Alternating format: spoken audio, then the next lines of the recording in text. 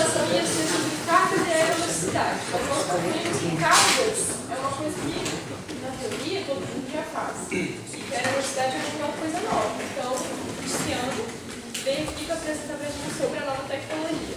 Você vai... Ela não é tão nova assim. Não, já tem quase um século. Mas você vai, você quer que eles perguntem durante? Pode perguntar durante, não está aqui não. Ah, sim, nossa, aí isso é importante. Então tá. Eu vou passando. Você passa muito. Bom dia, meu nome é Tiziano. A gente está começando essa nova estrutura do relatório, né? Mudou algumas coisas esse ano. Uma coisa que a gente introduziu é essa questão de cargas e velocidade. Cargas é uma coisa que vocês já faziam, pode ser que vocês não sabiam não, que vocês estavam fazendo, mas vocês tinham algum tipo de input para a sua análise estrutural. Com cargas que faziam. Agora a parte de velocidade é uma coisa bastante nova. Pelo menos algumas equipes, há alguns anos, têm trazido algum tipo de análise de velocidade. A gente começou a ver isso, e a gente está querendo, vamos dizer assim, pontuar e incentivar esse tipo de estudo. Além disso, o estudo de velocidade aqui no Brasil ainda está incipiente, ou seja, tem poucas universidades que você tem professores que trabalham exatamente nesse tipo de coisa. Eu me lembro que eu fiz o LB aí, que é o pessoal da Arcano, e eu ouvi a palavra velocidade a primeira vez no aerodesign na minha última competição. Eu nem sabia que existia a palavra aerodesign. Eu tinha curso de aeronáutica e eu comecei a entender, gostei, comecei a virar especialista, dizer assim, e a gente vai falar um pouco. A apresentação de hoje, eu foquei bastante na questão dos princípios físicos de aerovelocidade, basicamente. A parte de equacionamento, eu acho que os livros podem demonstrar muito melhor do que eu falando aqui. Mas a ideia aqui é que vocês saiam entendendo um pouco quais são os princípios físicos e o que acontece nesse nível de velocidade. Pode passar aí. Eu botei bastante animação na apresentação para você ver que é um processo dinâmico. Como eu falei, eu vou falar bastante de princípios desses fenômenos aeroelásticos. Botei aqui um ensaio do 747 que eles fizeram na NASA Langley, um ensaio bem interessante. Só como questão introdutória, é um fenômeno de oscilação. Basicamente, a velocidade nasceu para tratar sobre flutter, mas tem outros dois problemas que eu vou falar aqui também, que divergência e reversão de Aileron são problemas interessantes. Eu botei essa outra animação aqui para lembrar a mim mesmo de que esse problema não é só um problema de aeronáutica. Teve esse problema com essa Tacona Bridge aí, que é um problema bem famoso, em que a própria ponte entrou em... Obrigado. Dá para apontar agora, que maravilha. Esse problema dessa ponte que é bem famosa, que aconteceu lá nos Estados Unidos, também devido a esses fenômenos aeroelásticos. Bom, a velocidade, como o próprio nome está falando, a gente está falando de interação entre aerodinâmica e estrutural. Pode passar. Eu quero fazer primeiro uma leve introdução aí, na verdade, em relação ao histórico, como é que surgiu esses problemas. Bom, a gente começou o voo no começo do século XX, temos lá Santos Dumont, bem lembrado aí, o primeiro cara a fazer um avião. E aí, principalmente na primeira parte da Primeira Guerra Mundial, quando começou a ter os primeiros aviões, começaram a ter uma série de fenômenos que eles não conseguiam explicar direito, mas que envolviam uma série de oscilações, eles começaram a chamar isso de flutter. O primeiro caso que a gente tem é bem no começo do século, 1916, esse Halley Page aqui, ele tinha um problema de estabilidade no profundor dele.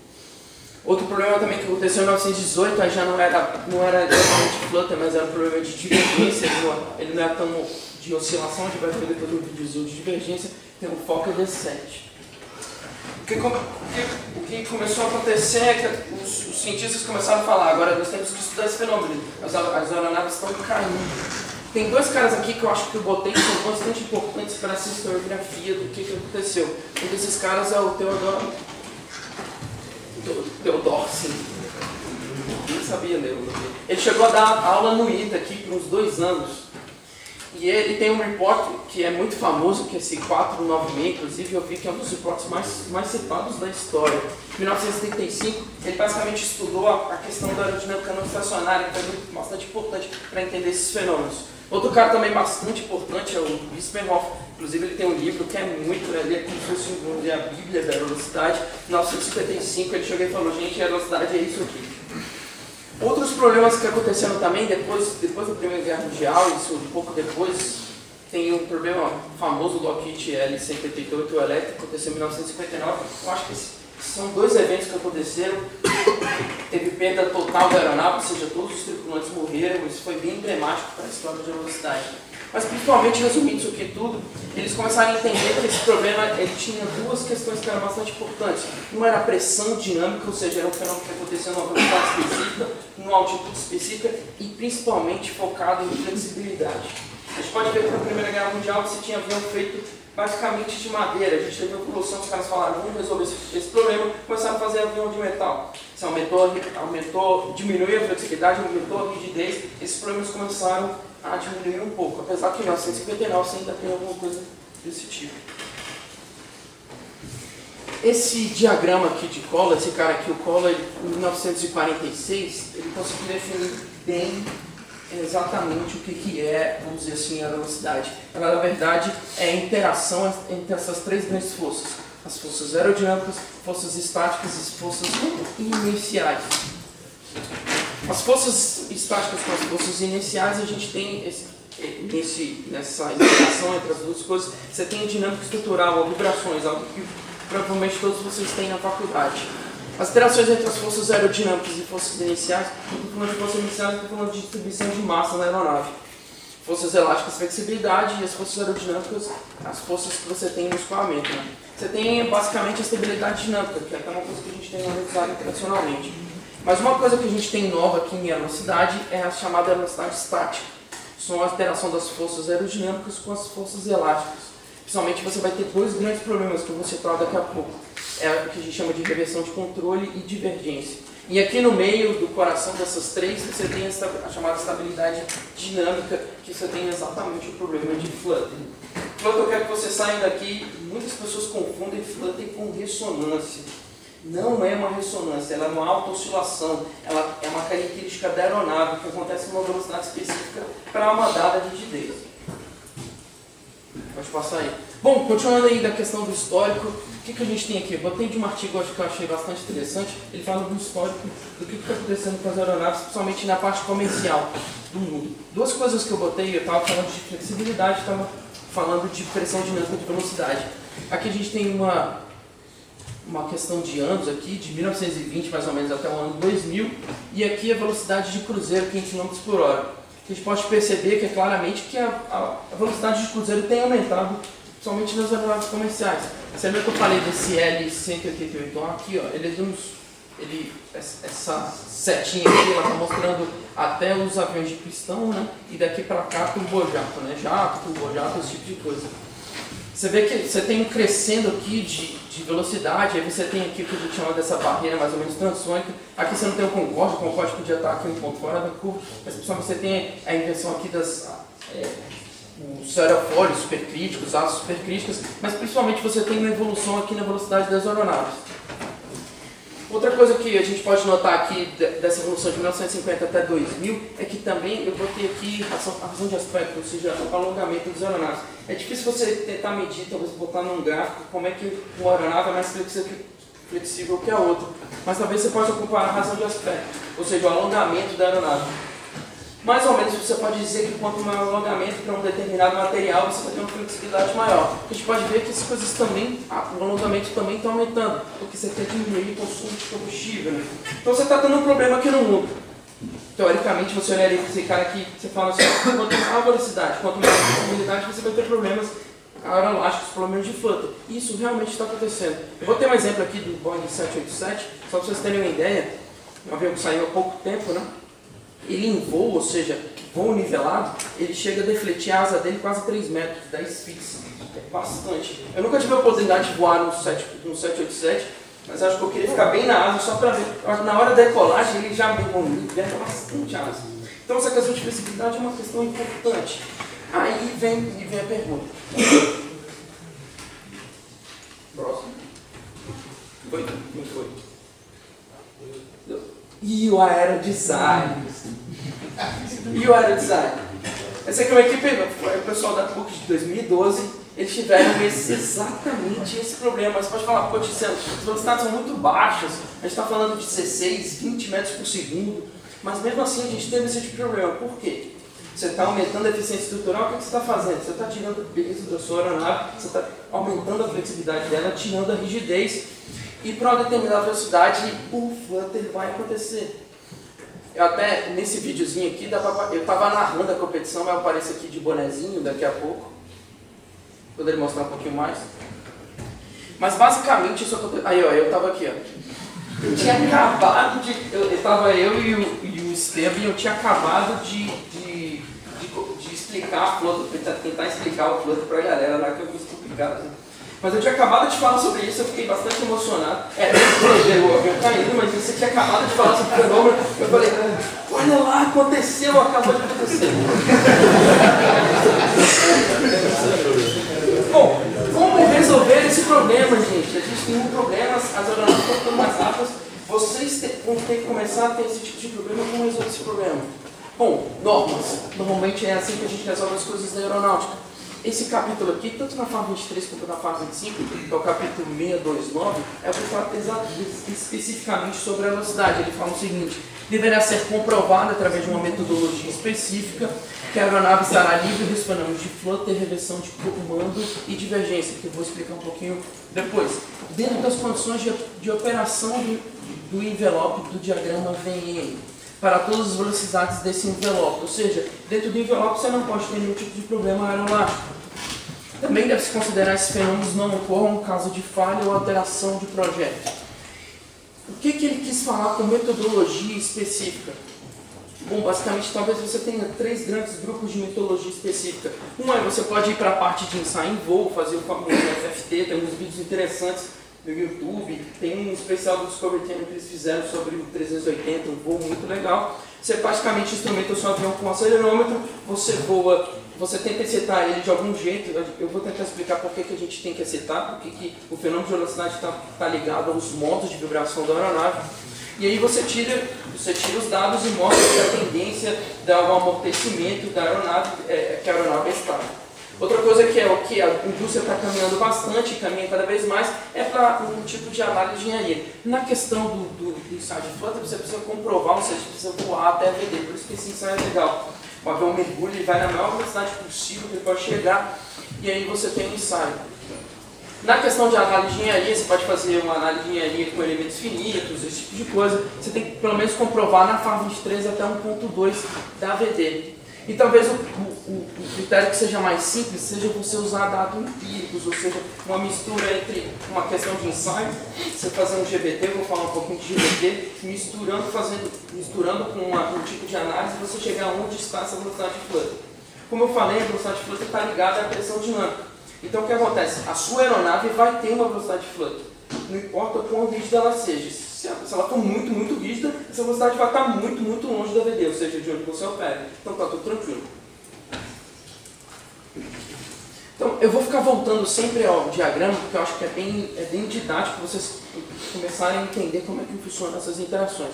Então primeiramente eu vou falar um pouco sobre reversão de comando e divergência, que é o que a gente chama de velocidade estática aqui. Estática porque essas forças aerodinâmicas, nesse caso, são forças aerodinâmicas estáticas, né? A gente depois vai ver a aerodinâmica não estacionária, que aí vai ser um pouco mais complicado as coisas. Vamos lá. Vamos passar. Tem o vídeo. Esse vídeo eu acho ele realmente bem legal, ele é de um avião Spirit, ele parece uma configuração de alguns aviões dessa transição de Primeira Guerra e Segunda Guerra. E o que aconteceu com ele? Ele é um vídeo um pouco demorado, enquanto isso eu vou falar um pouco de divergência. Imagine que você tem uma aerofólio aqui, que você tem a rigidez, ela é aqui colocada como uma mola torsional, você tem uma sustentação aqui. Para uma dada sustentação, essa aeronave a asa dela vai deformar, como vai acontecer aqui agora. Deformando, você vai aumentar o ângulo de ataque. Aumentando o ângulo de ataque, você vai aumentar... Olha que bonito. Qualquer coisa que compara a horizontal, né? É comparação, mas tudo bem. Então você vai ter uma sustentação, a sustentação vai aumentar, você deformou, ela vai aumentar, então vai aumentar a sua força aerodinâmica aqui. Nesse sistema aqui, quem está contrabalançando isso aqui é a própria rigidez, né? Ela tá forçando o avião a voltar para uma condição inicial. Só que vai ter uma dada que você pode calcular, uma dada velocidade, ou uma dada rigidez, em que esse sistema vai se tornar é instável, ou seja, a sua asa vai quebrar, ela vai torcer de uma, como aconteceu aqui no vídeo. Não sei se eu estava falando, não sei se vocês perceberam, a asa ela meio que torceu e depois ela quebrou e bateu a asa, assim. Isso é aquilo que a gente chama de fenômeno de divergência. Ou seja, para uma dada rigidez, como a sua sustentação ela é proporcional à sua velocidade, vai existir uma velocidade em que o seu avião vai ter divergência. Você pode calcular isso no 2D, que é uma coisa mais simplificada, ou no 3D. Eu tenho um gráfico aqui também para falar um pouco de reversão de comando. Essa é uma coisa que as pessoas pensam muito pouco e eu acho que acontece bastante no aerodesign. Imagina que você tem uma asa rígida aqui, você tem um aerofólio e você tem um atuador aqui, vamos pensar que seja uma aeronave. Vou ter até um gráfico aqui. Aqui você tem o roll rate, né, que seja a taxa de rolagem, né, e a velocidade. Se o seu avião é completamente rígido, você vai atuar esse cara aqui e ele vai aumentar a sustentação, né, de acordo com o movimento aqui do câmbio. Mas imagine que o seu avião não é mais totalmente rígido, agora ele é flexível. Imagine, você atua a sua superfície e agora parte desse ganho de sustentação, na verdade, foi para deformar a sua superfície e não para fazer com que você aumente a sustentação. Não sei se vocês estão entendendo o que eu estou falando, mas se você pegasse aqui o roll rate comparando de um avião totalmente rígido para um avião flexível, você vai ter uma máxima eficiência aqui, daqui a pouco você, dependendo da velocidade, porque a sua sustentação está mudando com a velocidade, você vai ter um ponto que você vai ter mais eficiência da sua superfície de comando, e você vai começar a perder essa eficiência até esse ponto aqui que ele chama de reversão de comando. Ou seja, pode existir um ponto da sua aeronave em que você vai atuar o aileron e ele vai ou não fazer nada, ou não mudar nada na sua aeronave, ou você vai atuar ele e ele vai começar a dar um resultado contrário. Normalmente a gente não pensa nisso aqui porque a gente não pensa muito na nossa aeronave flexível, mas isso é uma coisa, e eu acho que realmente acontece talvez nessas aeronaves maiores da classe avançada. Eu tenho a impressão que isso realmente acontece, que você realmente tem perda de eficiência de comando. Então, como eu falei, a norma está falando para você evitar a divergência é ruim, porque o seu avião vai cair. Reversão de controle também é muito complicado, ou seja, o seu piloto vai dar um comando e ele vai responder menos, cada vez menos, e você pode ter uma reversão. Comissão pode fazer pergunta? Pode sim, Ricardo. Volta o slide. Bota lá. Na reversão de comandos, beleza. Tá todo mundo falando em pé aqui na minha cabeça. Mas na divergência, o que tem que acontecer para o momento começar a ficar acabador, cara? Porque normalmente quando você aumenta a sustentação, a tendência fica mais picador, né? Sim, por causa do momento, né? Só que o problema é que nesse acostamento que você está pensando, você está pensando no aerofólio rígido. Aqui você tem uma linha onde está sendo atuado a sustentação, só que a sua linha elástica está para trás da sua sustentação. Oi? Você entendeu mais ou menos? Não fez sentido. Eu acho que o melhor a gente discutir depois que essa discussão é longa. A minha ideia aqui, gente, não é a gente entrar no questionamento, eu queria mais dar uma pincelada para vocês falarem: existe uma coisa que chama divergência. Você vai lá no livro, a gente pode comentar depois, você pode explicar mais. Ainda mais porque a gente tem realmente pouco tempo e eu preciso falar realmente muita coisa. Então a gente eu acho que talvez pode ser por causa de superfície de comando atrás, sei lá, alguma coisa que pode mudar o momento, mas normalmente a tendência é de momento ficar mais picador como se não funciona. Eu entendo isso aí. Deve ter alguma condição específica, eu estou pensando realmente não é fazer. A linha elástica está para trás, né? Eu acho que aí, nessa somatória de momento, que você vai ter esse problema de divergência. Qual que é o parte? Dinâmica estrutural. Então, a dinâmica estrutural, a gente vai falar sobre as forças elásticas aqui, ou seja, a flexibilidade da nossa aeronave com a distribuição de massa dela. Vai ter o que a gente chama aqui de dinâmica estrutural e vibrações.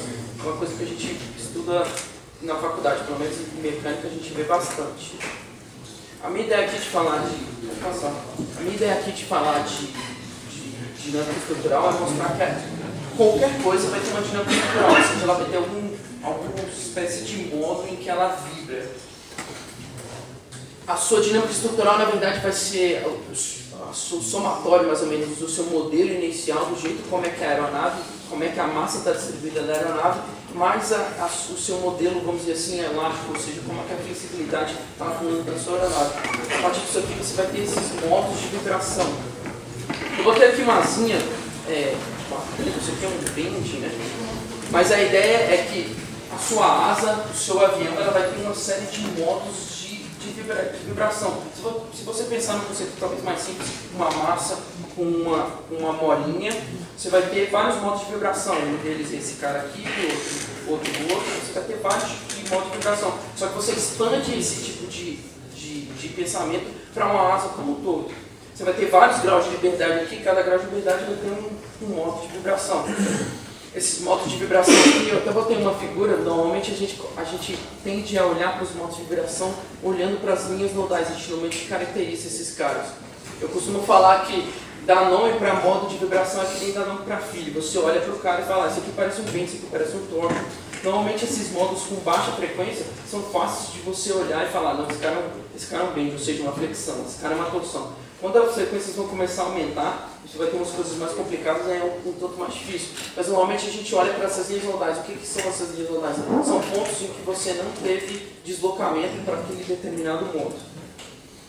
No final das contas, esses modos, na verdade, é uma forma de você olhar um movimento complexo da sua aeronave, levar ele no que a gente chama de espaço modal. Esse espaço modal são uma série de vetores que são ortogonais e linearmente independentes. Ou seja, você pode descrever um movimento da sua aeronave usando todos esses modos. Essa porcentagem desses modos vão descrever o movimento da aeronave. Eu vou até uma fotinho também, esse aqui é um ensaio bastante importante, algumas equipes até que já estão começando a fazer, que é o ensaio de GVT. Normalmente, se você tiver um modelo, principalmente modelo computacional, que é a junção desse cara inicial com esse elástico, você precisa validar ele de algum jeito. Ou pelo menos você precisa entender quais são esses modos, como é que você caracteriza esses modos. Você tem uma frequência definida e você tem uma forma modal definida. O que é a forma modal? É o jeito como ele está se movendo aqui. Ou seja, você pode até falar em linha nodal aqui, quantas linhas nodais e como é que está esse caminho da linha nodal. Como é que você caracteriza isso? Você pega o seu avião e enche ele de acelerão, está vendo aquela pontinha aqui, isso aqui é um F-18, você encheu ele de acelerão, botou um shaker aqui embaixo, excitou a aeronave, numa determinada frequência, esse modo de vibração ele vai tunar com esse shaker e você vai conseguir ver tanto a forma modal como a frequência que você está sendo tunado. Então esse ensaio a gente chama de GVT, Ground Vibration Test. Ele é um ensaio bastante importante, principalmente na indústria, para você caracterizar a sua aeronave. Normalmente aqueles processos que eu falei de cálculo de fluxo empírico, eles normalmente entregam bastante informação desse cara aqui. Às vezes é difícil você modelar com um modelo bastante fidedigno da dinâmica da sua aeronave, então às vezes você já parte pelo GVT e a partir disso, desses dados, você consegue de alguma maneira empírica determinar qual vai ser a fronteira de fluxo da sua aeronave. Vamos falar agora um pouco de aerodinâmica não estacionária, talvez seja a parte mais interessante, talvez, pelo menos é o que eu mais gosto, talvez a mais emblemática. Pode passar aí. De uma forma estacionária. Por exemplo, a gente pega um gráfico aqui de CL por alfa, você espera que, a gente chama até isso de região linear, você espera que esse cara saia daqui, seja uma reta, chegue aqui em algum ponto em 15, 20 graus, dependendo do aerofólio, ele vem dar uma caída aqui, você chama isso de stall e vai para cá. O problema é que o Theodosius ele começou a perceber isso, não só o Theodosius, mas outros caras, mas acho que o Theodosius foi um dos principais caras que conseguiu modelar esse negócio. Ele começou a perceber o seguinte, dependendo, se você pegar um aerofólio, como a gente está fazendo aqui, e começar a mudar o pitch dele, ou seja, numa dada frequência, você começa a perceber fenômenos como esse aqui, ó. Você vai de um jeito e volta de outro, ou seja, quando ele está subindo, ele passa por uma curva, tem um CL, quando ele está voltando, ele passa por outra. Isso aqui a gente chama de histerese. Outra coisa que acontece também, que é bastante importante, e eu acho que a equação lá de Theodosius ela conseguiu implementar isso muito bem, é o chamado atraso. Imagina que nesse ponto aqui, vamos dizer, do CL, com 5 graus, você tivesse 1 de CL, 1.0 de CL, quando você está no estacionário. O problema é que quando você está passando por aqui, imagina, se você pegasse e cortasse esse cara num tempo, ele não estaria no 1 de série, no 1.0, ele estaria, vamos dizer, no 0.6. É como se você tivesse um atraso em relação à sua carga aerodinâmica, onde você está no alto. Por que isso acontece? E é exatamente porque eu botei essa figurinha. Exatamente por causa da esteira. Se você perceber aqui, tem vários fenômenos interessantes que a gente pode falar aqui, mas tanto o atraso quanto essa esterese, quanto outros fenômenos da aerodinâmica estacionária, elas acontecem exatamente por causa dessa esteira. E essa esteira depende da frequência com que você está movendo esse aerofólio. Um fator bastante importante, que eu até botei, a única equação que eu botei aqui, é o chamado frequência reduzida. Ele é a frequência que você está movimentando a sua asa, o seu aerofólio, vezes a semicorda do seu aerofólio dividido pela velocidade. É uma forma de você adimensionalizar essa frequência. Essa frequência reduzida, ela fala para mim, quanto maior a frequência reduzida, mais não estacionário é o meu fenômeno. Por exemplo, se a gente pegasse aqui um aerofólio no K igual a 0, ele teria uma reta aqui.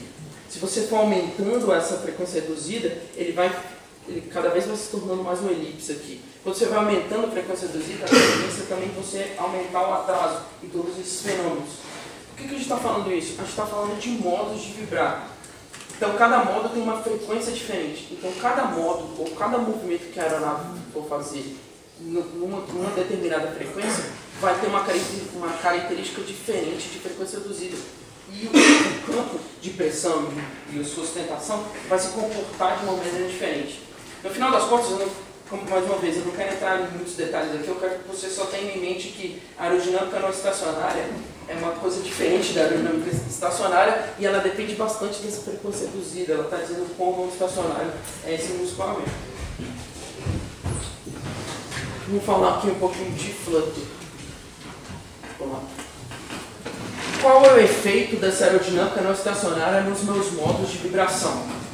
Aqui eu botei, esse aqui na verdade é o principal gráfico aqui que a gente tem para fazer a análise de flutter.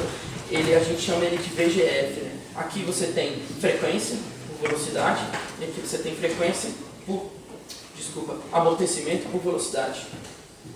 O efeito da aerodinâmica dos modos, imagina, você tem vários modos, a aeronave está lá, ela tem vários modos de vibrar.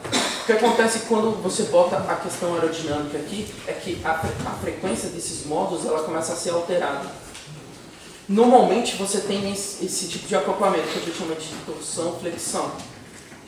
Nesse acoplamento torção-flexão, a torção ela começa a perder frequência, ou seja, diminui a frequência dela e a flexão começa a ganhar frequência até um ponto em que eles vão, vamos dizer assim, começar a trocar energia. No fenômeno de flutter, ele especificamente, você pode entender ele de um jeito em que esses dois modos eles estão trocando energia. Se você observar aqui a questão do dumping, o que está acontecendo no amortecimento, é que para esse mesmo modo aqui de bending, esse azulzinho mais claro, e esse aqui é o modo de torção, né? Modo de torção. Um modo está ganhando energia, o outro modo está perdendo energia. Quando esse cara aqui chega no zero, né? Aqui esse dumping aqui ele é negativo para cá, né? E aqui positivo. Quando ele chega no zero, é exatamente que você tem uma instabilidade. Ele até botou aqui um gráfico aqui, ó. Você tem isso aqui é estável, se você tivesse uma perturbação nesse sistema aqui, ele ia cair, decair com o tempo. Quando você está no ponto de neutralidade, que é o ponto de flutter, você tem esse sistema que ele está neutro. E se ele passar desse ponto, que obviamente é bem provável, ele vai ter a estabilidade. Esse videozinho é... Não, nesse aqui, ó. Você não está vendo, né? Eu de cima desse cara aqui. Vai lá, não? Bom, tudo bem. Aqui, ó, a gente está lendo aqui exatamente o sinal do tempo de um acelerador que está aqui. Esse foi um experimento que a NASA fez, bastante interessante. E ele botou um videozinho que é bem legal aqui. Você tem um mapa de altitude, como eu estava falando, caracterizando a questão do fenômeno, que é exatamente uma pressão dinâmica determinada. Né? O que acontece? Aqui você ainda está numa questão estável, você está aumentando a velocidade aqui e uma hora vai embora a sua asa. É exatamente o que aconteceu aqui. E aí eu botei essa frase aqui que para mim ela é bem emblemática. Flutter não é uma ressonância.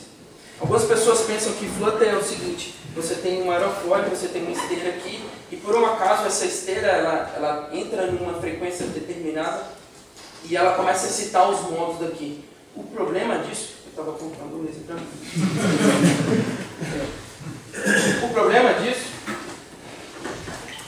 O problema disso é que a sua esteira ela depende da deformação do seu aerofólio. Então, na verdade, esse sistema ele é junto. Você não pode colocar a aerodinâmica como se fosse uma coisa separada. A aerodinâmica está junto. Toda vez que você, como a gente viu aqui, muda a forma de vibrar, se você mudar a frequência, se você mudar a deformação que você tem, você vai mudar essa esteira que está passando ali. Então, é um fenômeno que acontece. Por isso que a gente normalmente caracteriza o Flutter como um problema de auto-oscilação. Ele não é um problema de ressonância.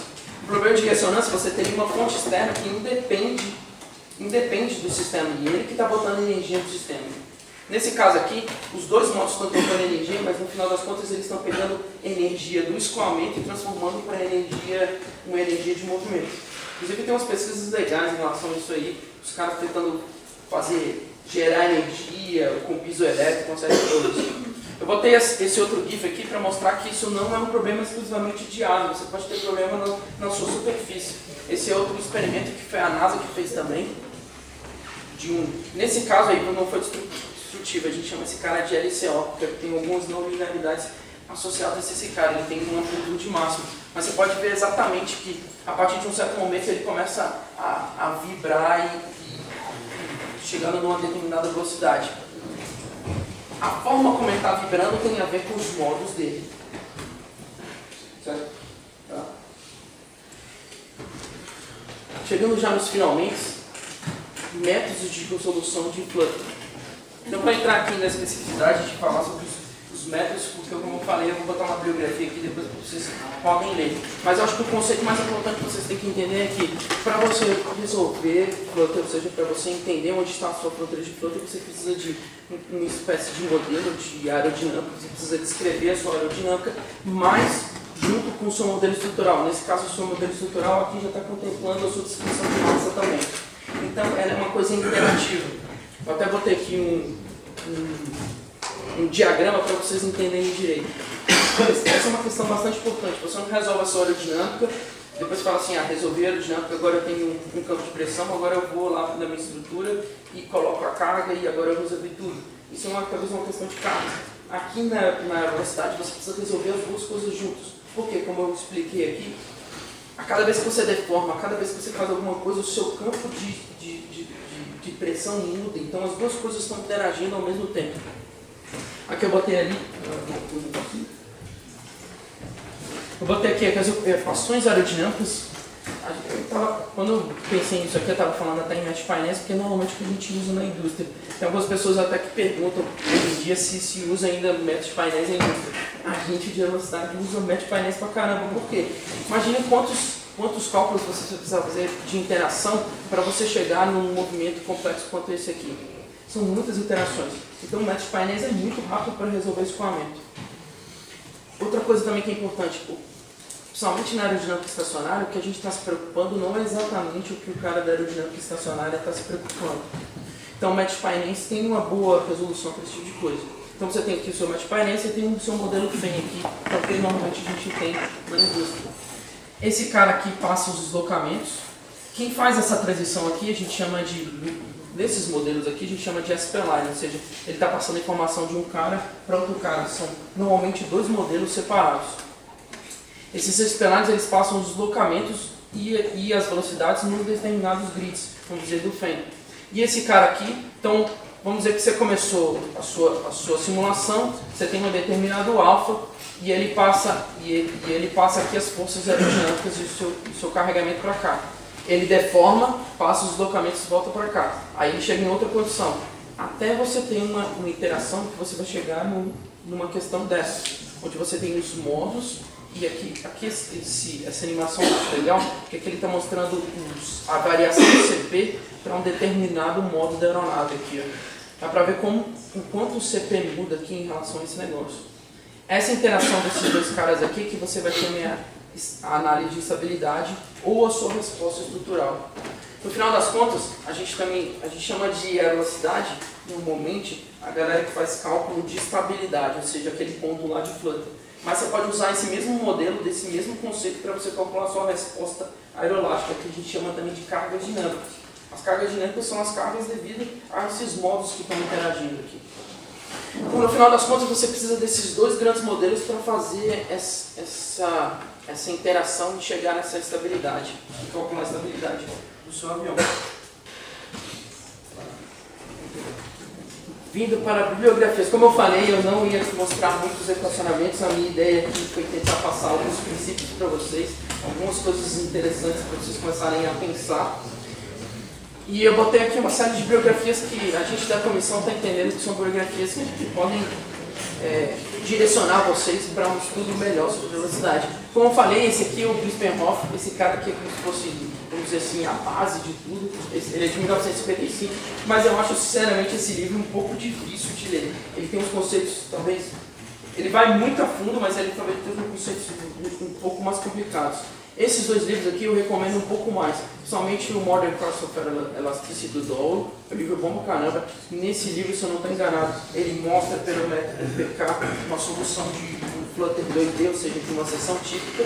Você tem uma seção típica no escoamento 2D com uma mola funcional e uma mola de plant, ou seja, ele pode fazer isso e pode fazer isso aqui. São dois modos dessa questão do ED com um escoamento não estacionário. Ele resolve esse cara aqui, velho, passo a passo, é bem interessante. O Hodges também, esse Introduction to Structural Dynamics and Elasticity, também é outro livro bom. Esse outro cara aqui que eu botei, Structural Dynamics Aeronautical Engineering, outro livro legal também da IAA. E eu botei mais dois livros aqui, a gente não tratou exatamente sobre cargas, inclusive vocês podem fazer pergunta de cargas também, mas a gente resolveu botar aqui, são dois livros, talvez, ou duas bibliografias que possam encaminhar vocês nessa questão de cargas. Um é o Lomax, que é um cara, esse cara aqui é também a bíblia de cargas. É um cara bem referência, esse Structural Loads Analysis for Commercial Transport Aircraft. E outro que talvez é o que a gente mais recomende, é essa apostila do Scode, que é bastante didática, ela chama Introdução às Cargas de Aeronaves, bastante. O Scode é professor aqui da FMG, e ele é bastante didático, eu acho que tem tudo que talvez você precise em relação a cargas, você poderia estar. E essa apostila está no site, na internet, qualquer lugar. Sim, tem no site, né? Bom, foi isso.